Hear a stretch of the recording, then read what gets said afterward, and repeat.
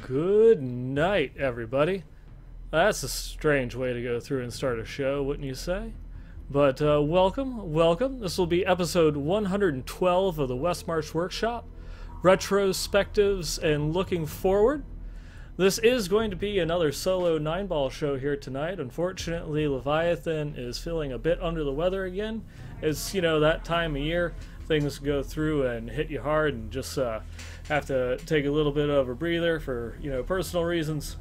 But, just give him, warm and well wishes to go through and start feeling better. But we'll go through and start covering all the new things in Diablo here. But first, I would like to go and take a moment to give a shout out to our sponsors. So thanks again to Legion by Lenovo, Intel, and BlizzPro.com for going through and giving us the support here to help keep this show running. And you should definitely go through and check all our sponsors out, especially, of course, BlizzPro.com. They're the ones that give us a platform with which to do this wonderful, wonderful show. So, with that out of the way, I guess let's go through and get into it. Catch you all up since the last episode, my weeks in gaming here. I've been playing, in my free time, quite a bit of Star Trek Online and Heroes of the Storm. Not as much Diablo, but I am slowly working towards getting a Guardian for this season. I kind of burnt myself out a little bit because I had to do quite a bit of bounty runs in order to go and finish up the one seasonal journey requirement of having to go and get the 40 items cubed in there. And it just was... I've talked about it before. Bounty is definitely not one of my particular favorite things in the game. And with having to go through and do a whole bunch of them all in a row, not feeling it. No. It's done. It's done now. I'm going through and got most of my Marauders set up to do the solo Greater Rift pushes, and then I just also have to go and put a little bit of gold find together and get just one more of the conquests to get that finished up out of the way. And then I think the only other two things that I have at that point with my Marauders, I could probably go and kill the Butcher for the timed requirement, and then just have to find a group in order to get the Torment 13 Rift down, the less than 4 minutes to get that out of the way, and it should be set and golden. But my attention span's just been going through and taking me over to other games. A lot of my friends wanting to go through and play for the Heroes of the Storm promotion, where you get the free mount if you play like the 15 games of the Warcraft hero. So I've been being pulled by a whole bunch of people. It's like, oh, hey, let's go play HOTS. Let's go play HOTS. It's like, okay, sure, all right. I finally got it completed, and then I could go back to playing Diablo heroes. So that way it doesn't feel as bad when I'm playing a different game, but And then, of course, I've been streaming a little bit of some adventures in Star Trek Online. And I'll talk a little bit about that as we get into the episode, because there's not a lot of big news items to go through and cover for this week. Things are relatively quiet, not a whole lot going on. I think one of the biggest things, actually, is just last week there was another minor update to the PTR. That was on February 22nd, and it's just like little tiny tweaks that they made, such as they changed the Mandel ring. The number of procs generated by channeling skills has been reduced by 25%, so to lowering the effectiveness of channels. They also made a change to the illusionary boots, or illusory boots, that they will now no longer let you just pass through everything. It just lets you pass through enemies in the wall are fixed when using the specific skills, such as Furious Charge, Whirlwind, Strafe, and Tempest Rush. So little tiny nerf there. And then what was it? They fixed a bug with between the Juggernaut and Slow Time. There's a little bit of a wonky interaction that was going on there. Big thing with that is that when they start slowing down in the number of updates that are going on with the PTR, that means it's pretty much done, slated, ready to go. And we don't have a lot more updates or balance changes that are going to be coming out.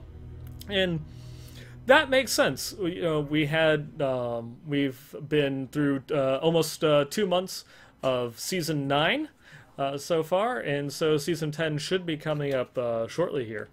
And we would expect the Season to actually, you know, or the PTR, you know, for the patch 2.5 and Season 10 to more or less be kind of done at this point, and just another couple of weeks of bug fixes and tests to get that out of the way, and then be ready to go. And just the Season 9 itself did go live on January 6th, so we should guess that you know, Season 9 should be ending sometime, you know, around the end of March, you know, the first week or two in April, and so hopefully maybe by mid-April we'll have Season 10 going through and started. We'll have to go through and see how that plays out. But what I wanted to actually go through and take a little bit of time to kind of like explore and look around some things that have been happening within the Diablo community these last couple of weeks. A big shout out to Xanth over at DiabloII.net, where since January he's been going through and posting these pieces for an interview that he did with Jay Wilson. And even though we didn't cover this in the last episode, we kind of, I guess, as the interview pieces were coming out, we didn't really pick it up. We were kind of wanting to go through and let it finish, and then last episode we kind of got pulled in a couple different directions. But I do really want to, you know, give a big shout out to that, because it's an amazing kind of retrospective of Diablo 3, original Diablo 3, that we haven't seen before. Well, we've talked a lot about Josh's like postmortems and retrospectives that he did on Diablo 3 leading up to the changes that they made in Reaper of Souls, but this is the first time that we actually got to see Jay Wilson's thoughts on the development cycle, because he was there for a very, very long time. He wasn't there from the beginning of the Diablo 3 development process, but he was on the team for longer than Josh was, and there were other things that he brought up. I don't want to take away like too much, because you do want to go through and read it. It's like 5 parts. I think Xanth was saying it was almost like 19 pages long. But there are a lot of really interesting things that came up in that interview, such as the like hardcore was almost not even included in Diablo 3, and that there was actually a lot of people wanting to just have it scrapped entirely internally, both on the team and at Blizzard. But it was Jay that was like, no, this is part of Diablo. It has to be included. We have to put this in the game. And one other little thing that we didn't know about, or at least I had not seen previously, is there was actually the original like classes that they had. We've always heard that the Witch Doctor was kind of like made with the space to be there for the Necromancer, because there's lots of talk on the team about wanting to have the Necromancer release like post-release, but that they had 6 classes developed or working in development from the very beginning. And what it kind of came down to was a coin flip between the Monk and the Crusader as to which of those classes was going to be in the initial product of the game, and which one would come like post ship or in the expansion. And they ended up being like, well, like we can go through and do some like really cool things with the Monk and have it be like really differentiated from the Barbarian. So it's going to be, you know, kind of like a smaller lithe fighter as opposed to just like this, you know, giant hulking monstrosity type thing. That would just be fighting alongside the other giant hulking monstrosity type thing. And then, of course, leading into Reaper of Souls and the way that they decided to take the storyline and like try and get more into that root of that gothic feel that we all have come to know and love with the Diablo franchise, it ended up just working better. It wasn't even one of those things that they had Reaper of Souls mapped out at that point. They just decided, well, we're gonna go with the monk, and then just see how things played out. And it worked. It worked out quite well. And that's something, just go through, check it out. It is a little bit of a read. It's been broken down into 5 parts, but it really lets you look into a lot of the decision-making processes that went in. What does it mean being like a game director for such a beloved franchise as Diablo? He even talked about, while he was there, that he wasn't just like the game director for Diablo 3, he was the game director for Team 3, which is Diablo. So they were still releasing some Diablo 2 patches while Diablo 3 was being made.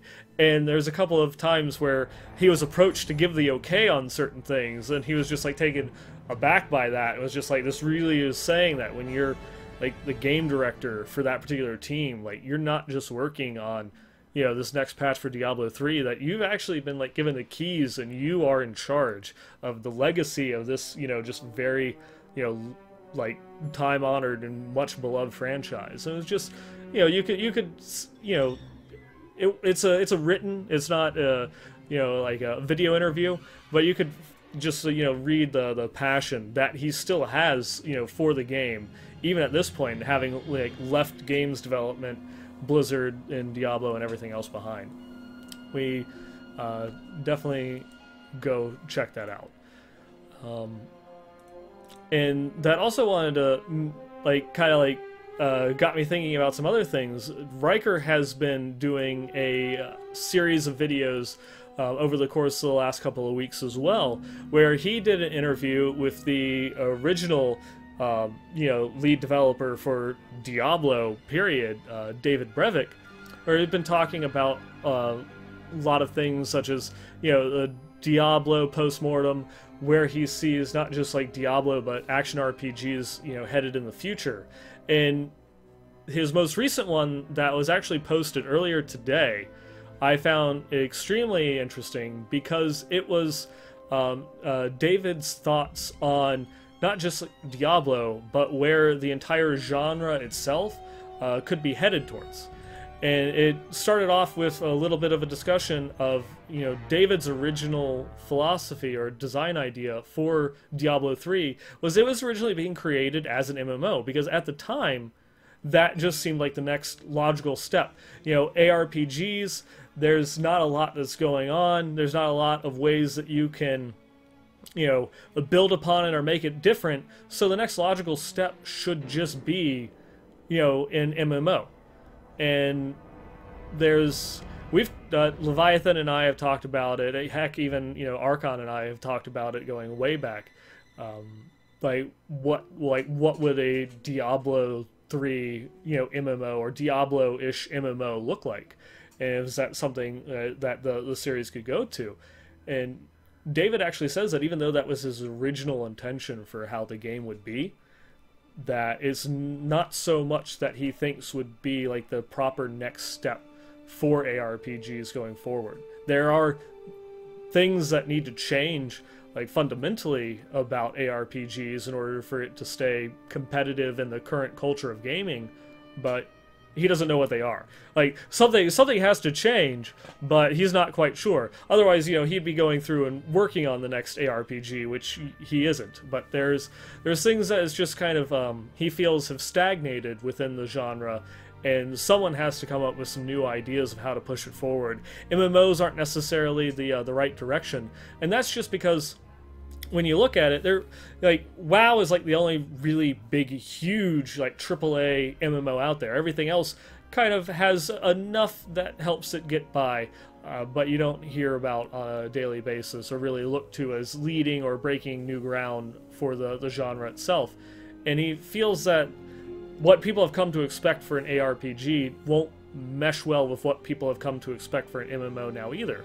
With an MMO, you want to design things that will, make the player feel more involved, and that's things that are going to take, an hour, 2 hours. It's something that you're going to have to dedicate a lot of time to, raiding, grinding out emissary quests, doing dungeons. It's not something that you could just sit down, play for like 10-15 minutes, and then feel as if you've accomplished something, which is what an ARPG should have. That's what its place in like current gaming should be.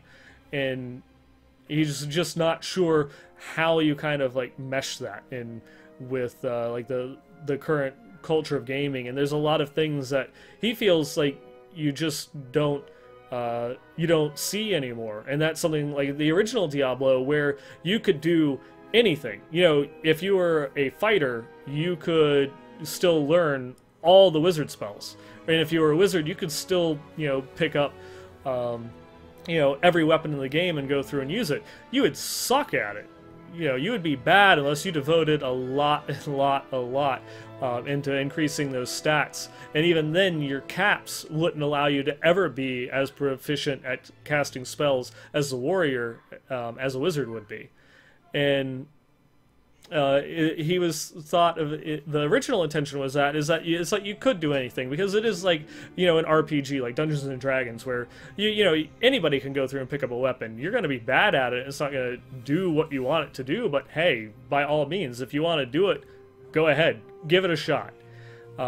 And how he today probably wouldn't have included that in the game, just because nowadays there's, you know, you kind of want to channel players into making good choices. You don't want, even though you want to give players freedom, you don't want to give them the ability to make, you know, bad choices for designing their character. There's things that is just like you want to give them a little bit more narrower focus, so they're not devoting time or resources into something that ultimately is just going to give them you know, a headache and not going to be what it is that they wanted to be.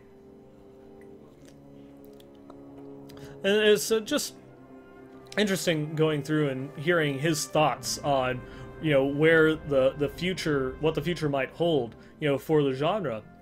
Because honestly, there's not a whole lot that's going on. There's Path of Exile, Diablo 3. There is, of course, still Grim Dawn. But there's not much else going on in general. There's Horizon Zero Dawn that just came out, which is a lot like an ARPG. It's, you know, it's like a console action game, which I've been dying to like go through and actually pick up, but it's having the free time set aside to actually warrant the purchase of the game, where I'm just like, I don't know. I want to buy it so bad, but I think I'm just gonna have to hold off on it for just a little bit until I just have a moment of weakness and go and pick it up.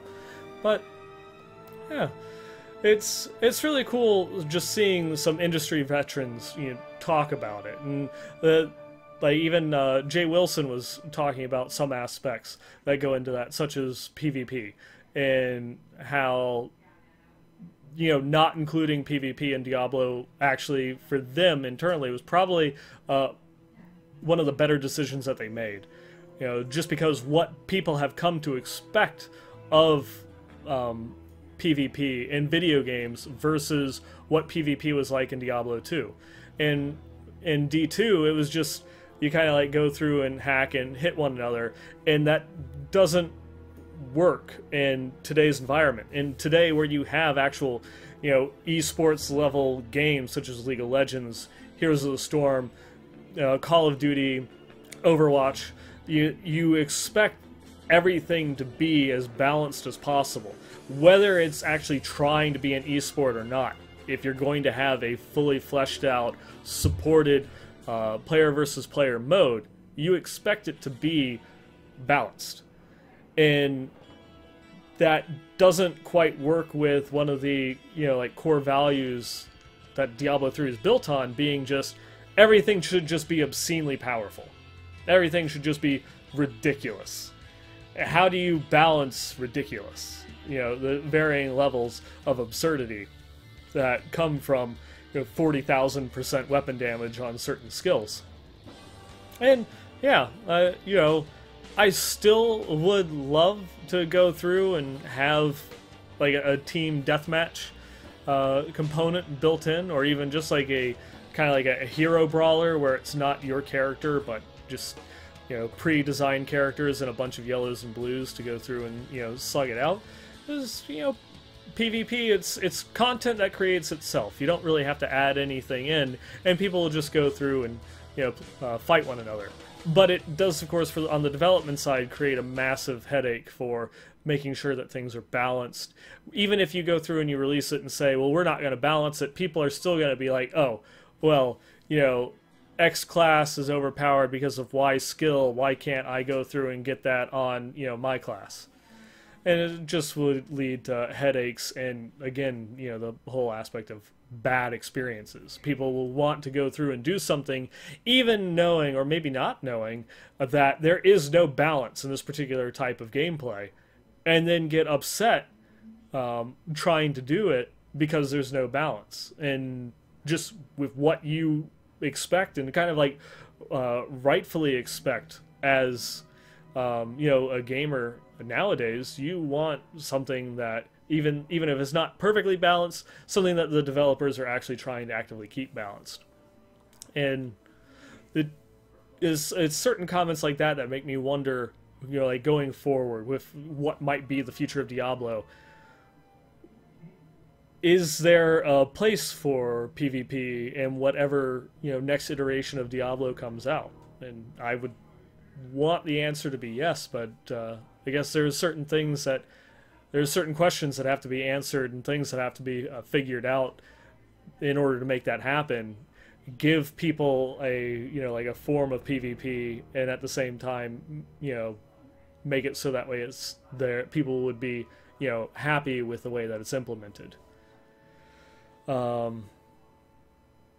So those are just a couple of like little interviews, and again, go check out Riker's interview with Dave Brevik. The one that I'm particularly talking about is part 4 that just got released today, and then Xanth over at DiabloII.net's 5-part interview with Jay Wilson, and they are like really great reads to go through and just get some ideas for some of those people that helped make Diablo is what it is. The original creator, the original lead designer for the version of Diablo 3 that we all came to love or revile, whichever lens you might go through and see it through. And before going through and getting to the community feedback, like I said, this was going to be kind of a shorter episode just because there's not a lot going on to talk about right now. I don't know. I don't think that Blizzard's released their like schedule of events for PAX East. So I don't know if Diablo is going to have any presence there. They haven't really had anything for a while. So we'll have to check and see. That probably might just be some like Overwatch and maybe some Heroes or Hearthstone announcements. I have to go through and check that. A Longshot is asking in chat, did we have a contest? Yes, I was waiting to go through and get to that, but there is the contest that's currently running right now. If you missed last episode and don't know what it is I'm talking about, just to remind you that you have 2 more weeks to go through and submit your design for 1/2 of a Westmarch Workshop themed challenge coin. And that is one thing that Dread Scythe is going and putting together. In the Diablo challenge coins from last BlizzCon were just so awesome. He wanted to go through and make one for the show. He's got the front half of it finished, but he just couldn't decide on what to do with the back half. And so we're opening it up to you, the viewers, to help decide on what the second half of the challenge coin itself might look like. At the moment, I believe we only have a single rough entry at the moment, and that's from Blue, who went through and submitted a design over on Twitter, or a rough design on Twitter. But yeah, it's gonna be pretty cool, because at that point, not only are you submitting these designs for a chance to win one of our last 2 Diablo challenge coins to give away, but it's something that you also are gonna be contributing to the community, because your design might be edited a little bit, but Dread's gonna go through and put that into the Westmarch Workshop challenge coin. So you have the potential to win 2, a Diablo challenge coin and a Westmarch Workshop challenge coin. Some cool stuff coming out there. I did want to take just a little moment to kind of like sidetrack some things while we're talking about, Diablos of ages past. There's been some talk in the community about like itemization. We've obviously, this goes back to like primals and what constitutes good gameplay, or adding depth to the gameplay. Primals, they just increase the item grind but don't add actual depth. And then like comparing D3 and Diablo 2's itemization systems, and it was something that like Leviathan, myself, and some of the other guys on the BlizzPro team have been talking a little bit about over the last couple of days. And they're different games, and so it's very hard to go through and try to compare Diablo 2's itemization system to Diablo 3's. They're not quite lined up so that way you could really like accurately compare the two of them, because you have to look at the game as a whole when comparing it, because in Diablo 2 you didn't have greater rifts, you just had hell. And there were a lot of bad builds that could complete hell mode, and it kind of came down to efficiency. Like, what was the absolute best way to, farm Mephisto, farm Baal, clear the pit, different things that you could do in the game, whether that be, farming for XP, clearing Baal, farming for items, doing maybe Mephisto or pit runs or Pindleskin runs, or, Nightmare on Dariel for SOJs, killing the cow level to try and get runes. There's a whole bunch of different things that you could focus on, and that led to a wide breadth of builds that you could play. But there also is this aspect in Diablo 2 where it was, what type of stupid, crazy build could I possibly put together and still beat the game with? Like, how weird of a build could I make and beat the game? Because it was a flat difficulty. It was capped. You could almost overpower it, with just, good enough items. Whereas in Diablo 3, you have a set of ever-scaling difficulties through the Greater Rift system, where, like, the game itself would be completely different if it just capped at Torment 13. There wouldn't be anywhere near as much call for, like, balance tweaks if it was capped at Torment 13. Because at that point, you could have just speaking from a Demon Hunter point of view, you could have a whole assortment of different, all the sets would be really near viable to one another in terms of the clear speed.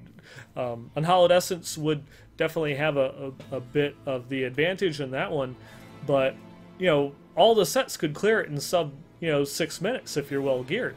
And then at that point, it doesn't come down to, well, which one is the most powerful that can clear the highest Greater Rift. It's like, well, which one can I use to clear the fastest? Or, which one can I do, that I can still, like, clear Rift in under 10 minutes with, like, this stupid, crazy build. Think of old double Dream Sork, from Diablo 2, where you're using these weapons and you're putting, massive points into enchant, so that way every time you do a melee attack, it does a super increased amount of fire damage, and then using double dream to, turn yourself into a bear and increase your attack rating and damage bonus by a huge amount. And so you're a shape-shifting sorceress that's turning into a werebear, running around and just mauling things. Like that was a thing, because people were like, can I do it? Yeah, they can. I mean, there was people that went and did 8-man naked Iron Man challenges that got to the point where they were able to beat Uber Tristram naked. No items whatsoever.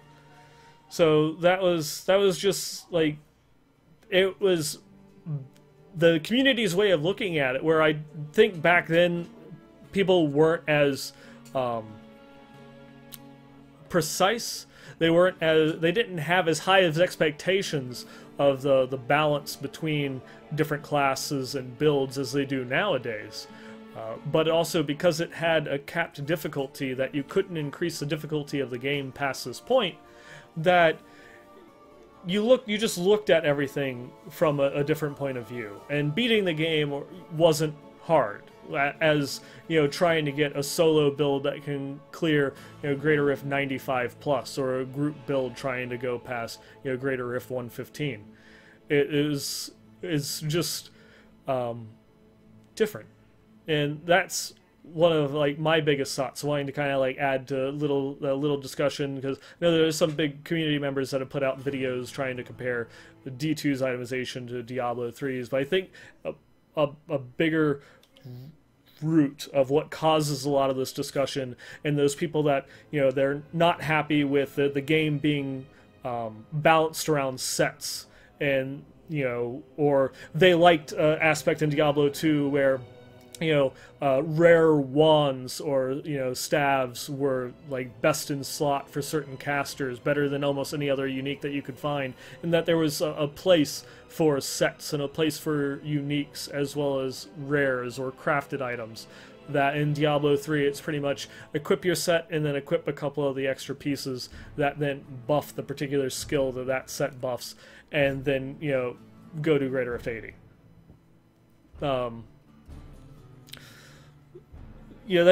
doesn't of course say that the Diablo 3 itemization system doesn't have flaws. I've been a huge proponent against elemental damage, where you just have affixes on items that is just increases all fire damage by 20%, or I think that you could take that off of bracers, at least bracers, and free up some abilities for people to either take all resistant armor or life on hit on the bracers, just to give people a little bit. You can't limits the number of offensive stats that you can take, so now you have to look at, well, what's the next best thing that I can, and well, do I want a little bit more armor or all res, or maybe I should get life on hit because my survivability as far as my toughness is fine, but I need a little bit more health. So there's definitely some things that definitely could change, and I would hope that if whatever that they do with Diablo next, Diablo 4, whatever that you want to call it, they might turn a little bit away from the main stat vitality system. It again, just the way that Blizzard handles almost all of their games, and wanting to kind of design things so it's easier to understand for the 75-80% of the player base that's going to be buying the game. The casual players. I myself, I play the game casually. I want to say I probably understand it a bit better than most of the casual players, and analyzing it or looking up builds. But you do have to want to go through and design something that will be a good experience for the people that are going through and buying it. And if it's too mathy or something that's hard, and this even goes back to some things that Jay Wilson said, that as you go and you add on layer after layer after layer of features into the game, it will become to a point where your average or even your more advanced players can't do the math of what's better in their head, and then that as soon as they have to tab out of the game and go and look up something on some chart or spreadsheet to see, well, which one's better, you feel bad as a developer, and so it's at that point that it's where do you balance it? Do you want to take the aspect of Diablo 3, where it's it does have depth and options for you to go through and play, but it's all cleanly laid out to you, and the only thing that you really maybe need a damage calculator on is how am I going to re-roll my weapon, or do you take the approach of Path of Exile with the sphere tree, and give something that's super complicated, a new player that's just going to go through, look at that and be like, oh well, fuck, and have to at that point step outside the game, take a look at the guides and builds in order to understand that. And Unfortunately, it's like the middle ground, the middle ground between those 2 points still is going to involve someone tapping out of the game and going and looking at it. And so I'm not sure where, the Team 3 might, take that with whatever next iteration that they do for the Diablo franchise. We haven't heard a lot about that unannounced project, given the fact that it's an unannounced project. We're not going to hear a lot about it. And I don't know if it's too early to start going through and putting out BlizzCon predictions, but I'll just say it now: we're not going to hear anything about the unannounced project at this year's BlizzCon. I'm calling it.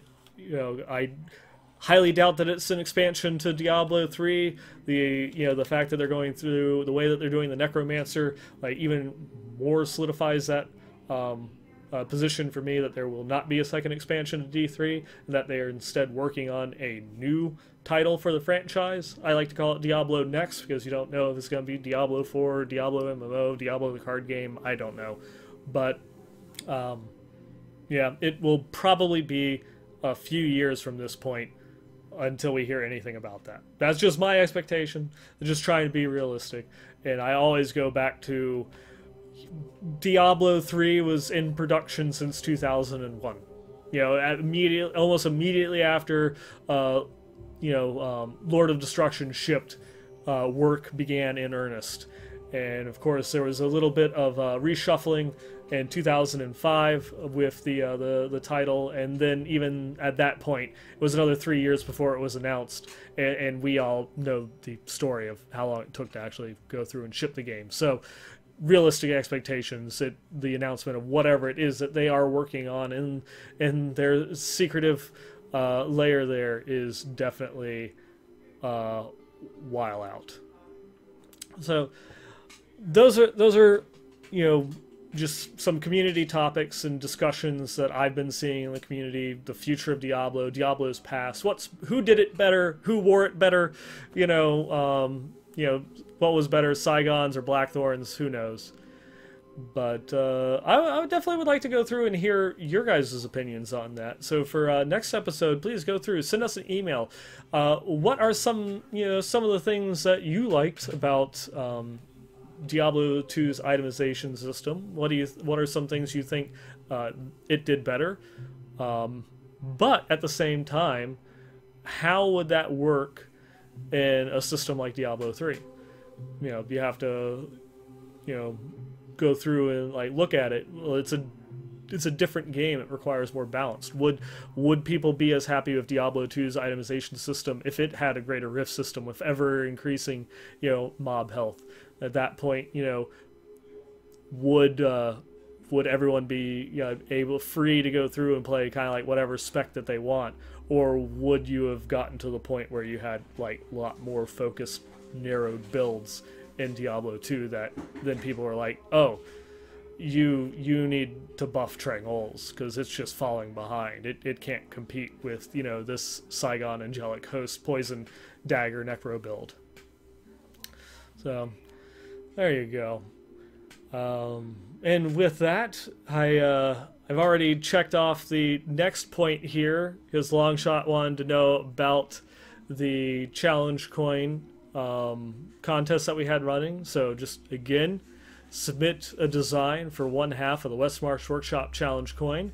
We have 2 more coins to give away, so there will be 2 people that we pick for our favorite designs, but only one person will actually get picked for that design to then go on to our challenge coin. Unless Dreadscythe says no, they all suck, then sorry, I don't know, blame him, not me.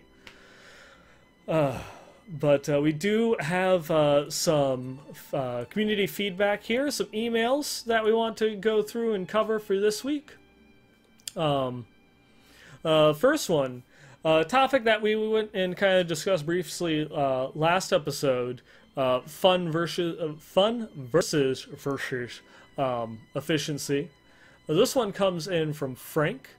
Hello, friends. Last episode, Leviathan brought up briefly the question, is efficiency fun?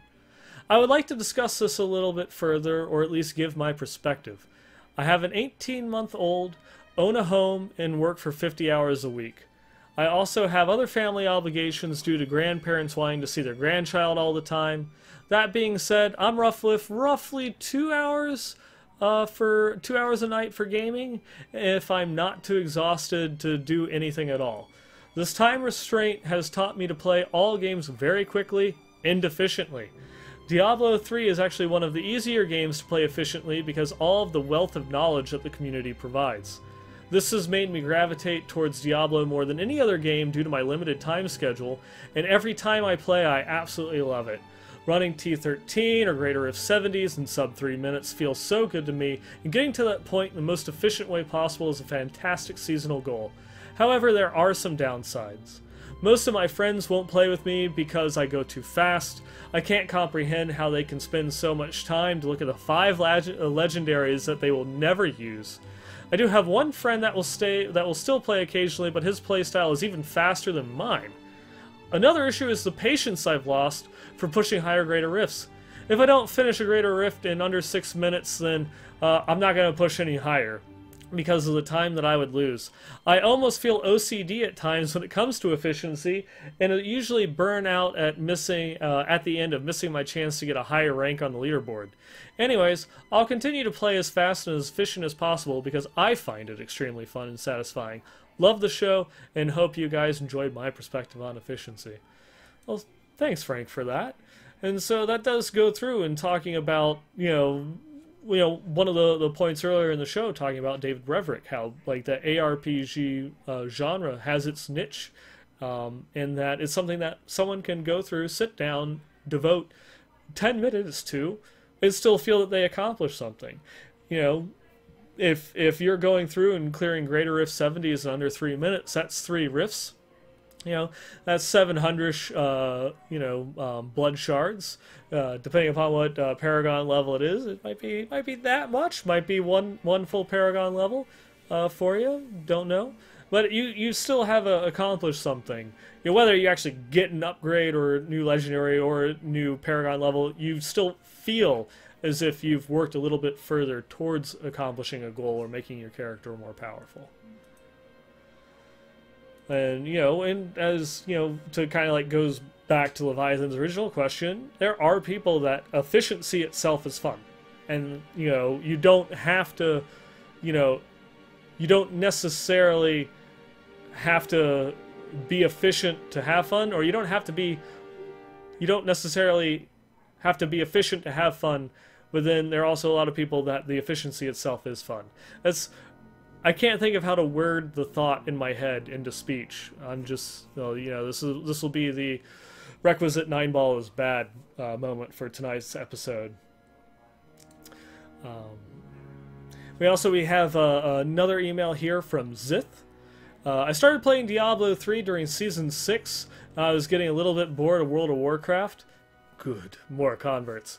But I've been a long-time fan of Diablo 2, but for some reason I just never made the plunge into Diablo 3. I enjoyed playing during Season 6 with another friend from WoW, and he stopped playing a few weeks into the season. Not long after that, I did as well. I came back this season. I've been having a blast. Again, started with a few WoW friends. They've dropped a few weeks in, but I've still been going strong, reaching Guardian in my season journey and working on gearing a few more seasonal characters to try out builds and classes that I haven't played with yet. I've been listening to your podcast for a while and would definitely be interested in joining your community to play and other people that enjoy the game as much as I do.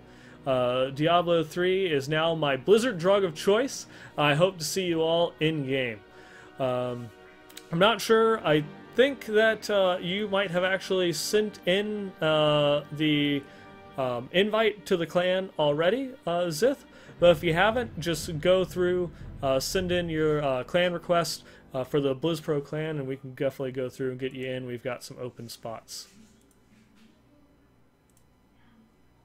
This one, next email is from Death Dealer. Sup, fellas? Well, I guess I was a little too quick to judge after my first email. Should have waited a week. But with the new changes to primals, I like this a lot better with the perfect rolls. But now after all this, it had me thinking again, am I asking too much? Or is it out of the realm of possibility if the lawn set that the primals would give it an additional percentage damage increase for each primal. I'm not asking for a full 100%, maybe something like 10 to 20-ish, or would that be too great of a power creep? All in all, lesson learned, keep a little faith, not... yeah, it's that A really changes the sentence. All in all, lesson learned, keep a little faith in Blizzard, and don't be too hasty in judging things that first come to the PTR.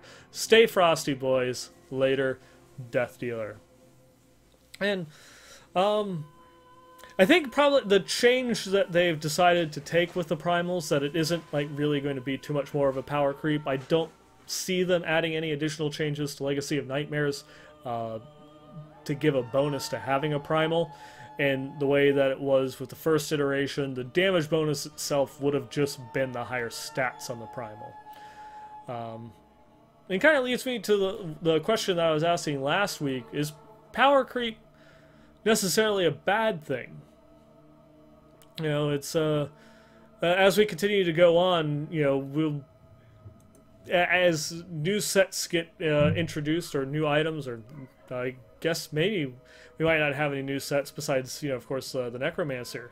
But if the new Necromancer going through and being added in, if it, say, comes in, you know, towards the top of the leaderboards and leaves some of the other classes a bit more towards the bottom, will we see some other mix-ups and shifts and rebalances that will then push, you know, other sets or classes higher, which will then increase the meta to go even higher? Or are people just happy, like, you know, Greater Rift, you know, like the 120s, maybe 130, absolute like highest goals like right now, and everything else will just be non-seasonal Paragon pushes, like that crazy Korean Demon Hunter Paragon level like 6,000. That is like ridiculous. Like, I think it was like 4.5 million base DPS on a Demon Hunter. Can only imagine what those crits must look like. Next email comes in here from Ruok. Hey, I wanted to write in and say I love seeing the podcast come up on my phone, so that way I have something to listen to on my drives. I also wanted to say that with getting my final stash tab this season, woot, I may be taking a break from as heavy seasonal play as I have done to accomplish other goals, such as continuing my quest of cubing every item in the game, working on my achievements. I play competitively with friends, but on the pushing scale, I'm not what I would consider a true pusher. My highest was Season 7 with the Hardcore Crusaders solo top 400 player leaderboard, with just a Greater Rift 71 clear using Invokers, as I don't fully enjoy the Lawn Bomb playstyle. You have mentioned that the new Primal Ancients rework would lead to side grades instead of true upgrades as the original Primal Ancients would have done, and that this still puts Paragons as king instead of gear. I like the idea of Diablo 3 being more of an item hunt than a Paragon grind. I also like that the idea of Primals and that they may give us something more to hunt for. How I would do Primals is that I would keep it as it is now, with the Primals being perfectly rolled, but if you had your entire character sheet filled out with Primal Ancients for all 12 to 13 pieces, that you would get, say, an additional damage bonus of 30% increased damage and damage reduction for your character. You would also get a red border around your character, a red border around your portrait, something that you can turn off if you wish, but it would just only be for the character, and if you took off the gear to make it not fully primal, you would lose the bonuses in the border. Same for Death and Hardcore, obviously.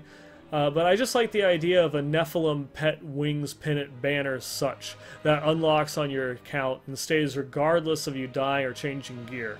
In my opinion, this would allow completionists to have something to shoot for and have some bragging rights. It also may allow for some true skill to be shown per player at the higher ends. Last episode you said how everyone has the same gear, so this might already be done. But another idea was just that Primal Gear allows you to use the augmentation again to say up to 3 times per item. And your fourth would just reset all of your augmentations. So, you know, the idea would be that you could augment an item multiple times. So it wouldn't, when you go to add in an augment, it wouldn't immediately remove the previous augment, that you would have to do it, that you could have the 3 different sets of augments, and then when you did it to 4th, it would, remove the first one and kind of daisy chain from there. Where was I? Or allowing, say, a second new ability on legendary gems to be unlocked.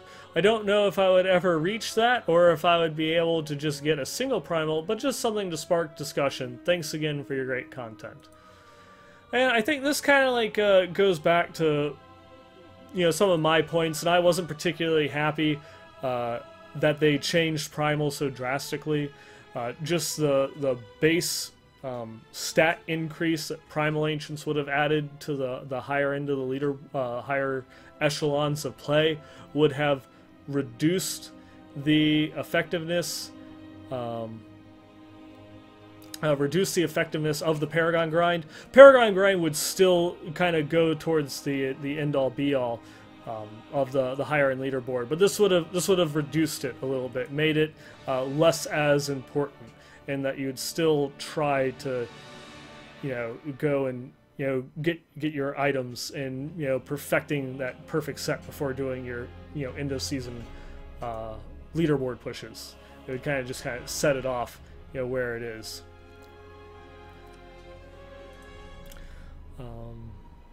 Next email here is from Ghostbomb.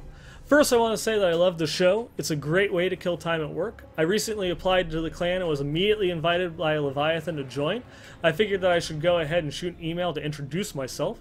I also wanted to send thanks to you both for the quality content that you generate with each episode, even when 9ball is flying solo. Leviathan, come on, bro. We're from the north. You should be immune to all the nasty effects of this winter.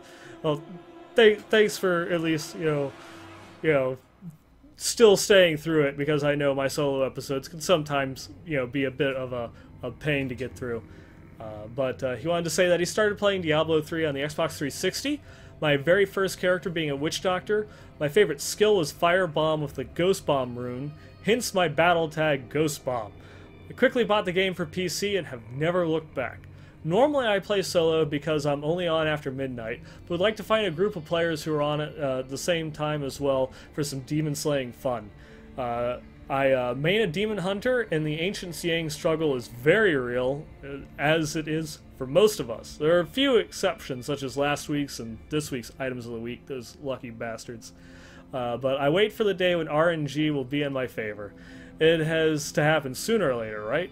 I'm looking forward to the quality of life changes in whatever version of Primals that will be coming in the next patch. Don't even get me started on the Necromancer.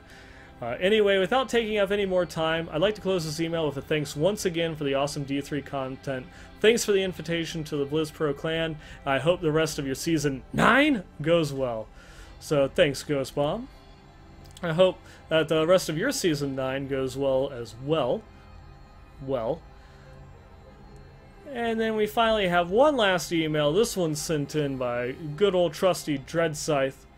What's up, fellas? Season 9 hit a little slow turn 3 or 4 weeks ago, but it's all good. I got to see 9ball and Derek, Derek being a good friend of mine, live and in person when he went down to Disney for a week on vacation. Great as always to see you, 9, even without the hilarity and grandeur that is BlizzCon. Getting back from vacation, trigger fingers rested. I hit the Paragon grind once again with this season's partner in crime, Shepard. We got him to Paragon 1000, actually before his vacation, and myself only a few days after he got back. Currently sitting at Paragon 1010, and this was my first time ever passing my non-seasonal Paragon with a seasonal character. I'm also began Greater Rift pushing. I got a second set of augmented gems up to 76 each and tried out the M6 grenade build. It's tanky, but Manticore is too slow for my liking. In light of that, I'm looking at my stash that I've been socking away, and I made an Unhallowed Essence grenade build. You know, when you happen to have near perfect Ballista, Dawn, Hunter's Wrath, and Depth Diggers. I love it. It took a little bit to get used to, but I can really hold its own, and it is most of the mobility of Unhallowed Essence with almost the same damage output as M6 Grenade. Oh, and shields for days. I've been climbing the leaderboards as well and trying to go for a top Demon Hunter spot in the clan. Yesterday I downed a Greater Rift 86 at the time, earning leaderboard rank 143 and the second highest in the clan. It's been tough. Fishing is a thing.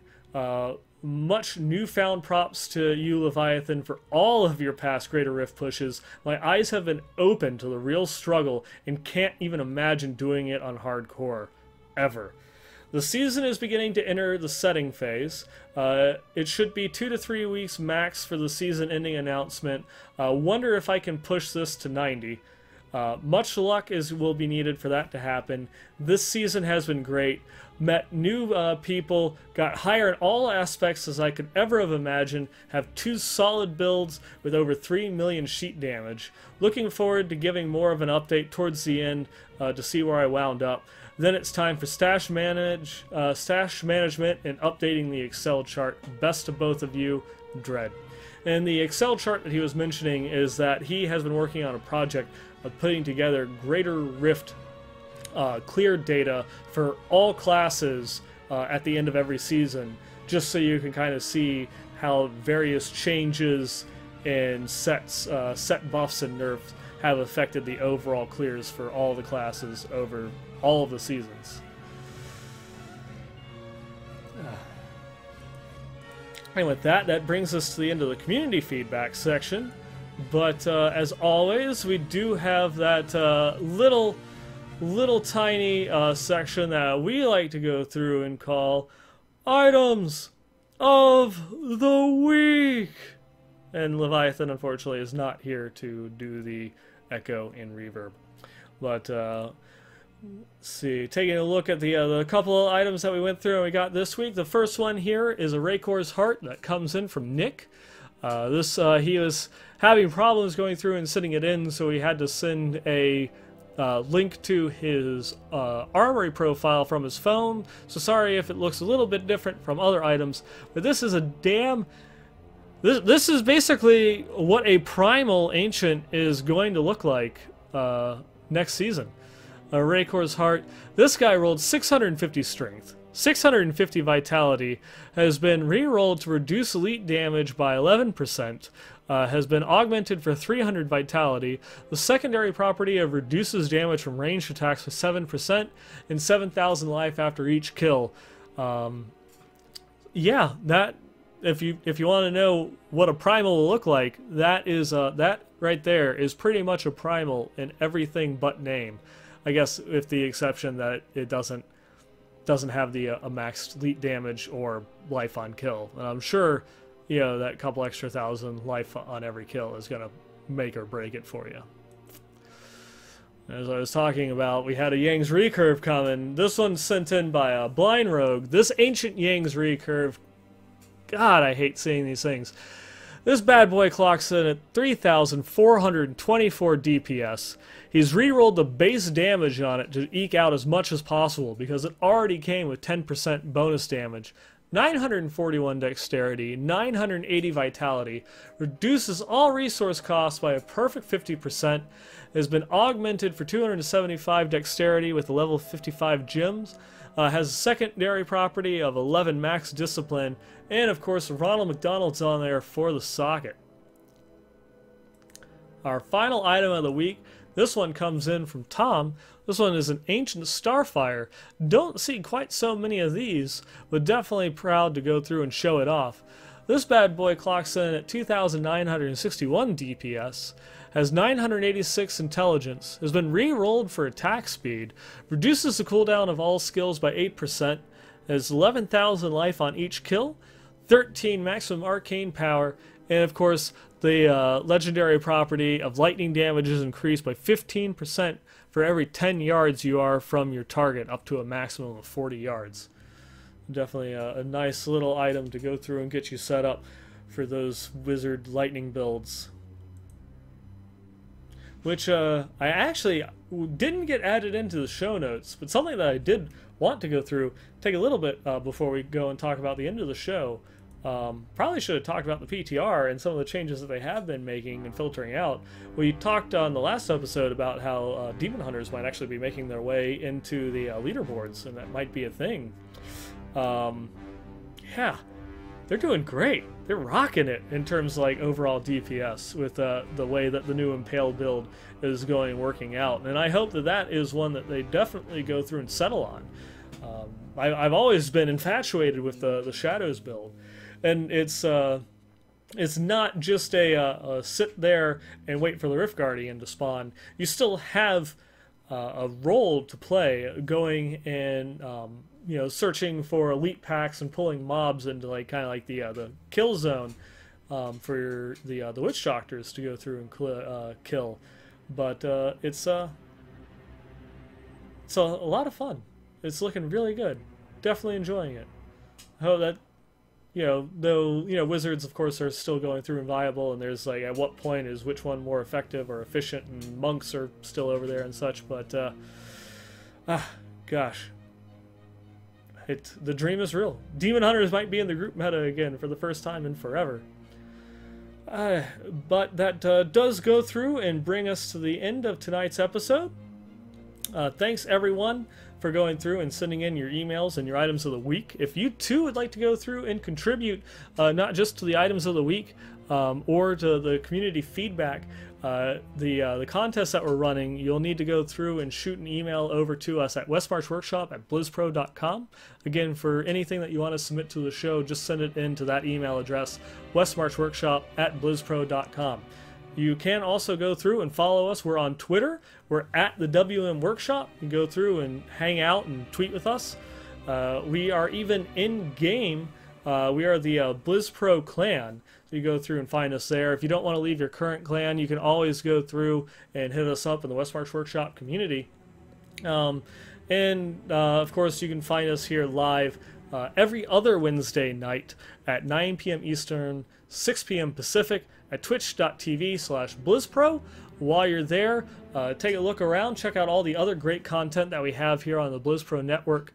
Our lineup has changed just a little bit, but we have the Well Met podcast is moving to Monday nights now, which is our Hearthstone podcast. Tuesday night is still the Heroes Power Hour. We have Wednesday nights is Westmarch Workshop, and then Thursdays is The Payload, our Overwatch podcast. Sorry to, everyone on the show that I almost forgot the name of your show. If you like those things, go ahead, hit the follow button so you get notified when we go live with all of our great shows and content. And if you want to, go ahead and hit the subscribe button. It helps pay for the hosting costs for the show and everything else. And with that, I do want to go through and again give a big thank you to Legion by Lenovo, Intel Gaming, and BlizzPro.com for going through and sponsoring the Westmarch Workshop. It's really appreciated. We love our sponsors, and we want you to love them too. So go check them out. They've got a lot of great stuff to offer, and especially like Legion by Lenovo. Their social media, their Twitter account is pretty entertaining. I would definitely go check that out. Follow them on Twitter, and of course. You can find everything that I talked about here on tonight's show and more at diablo.blizzpro.com. We have a Discord server, discord.gg/BlizzPro, which I have actually been on almost every single night this past week. So I might not always be playing Diablo. I might not even be playing a Blizzard game. But even when I'm going through and playing like Star Trek Online or something like that, I try to be on the Discord server as much as I possibly can. And so if you ever just want to come through and hang out, no matter what it is that I'm playing, I love talking about Diablo. So come, hang out. Again, that's discord.gg/BlizzPro. And finally, you can go through and follow us individually. I'm on Twitter at 9ballgamer. You can follow me at twitch.tv/9ball.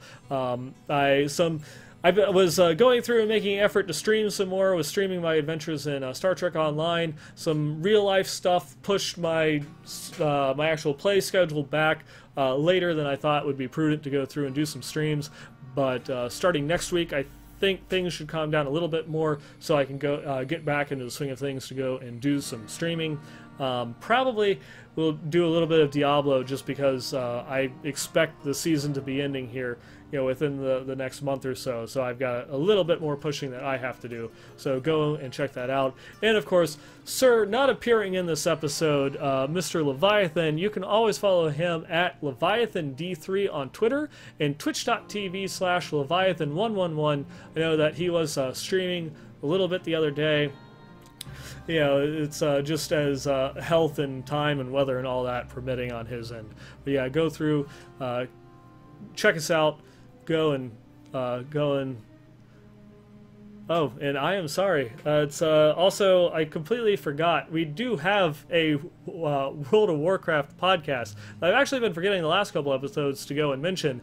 I have to add that into my outro notes because as much as I want to say that I ad-lib this every week, I have a primer course there for what to go through and say. But we have the Arcane Analysis World of Warcraft podcast to also go through and check out. So sorry to Kitchen there and others for not going through and mentioning that, because they only are up to their 6th episode. But definitely you want to go through, catch them, check it out, go for all of your World of Warcraft needs.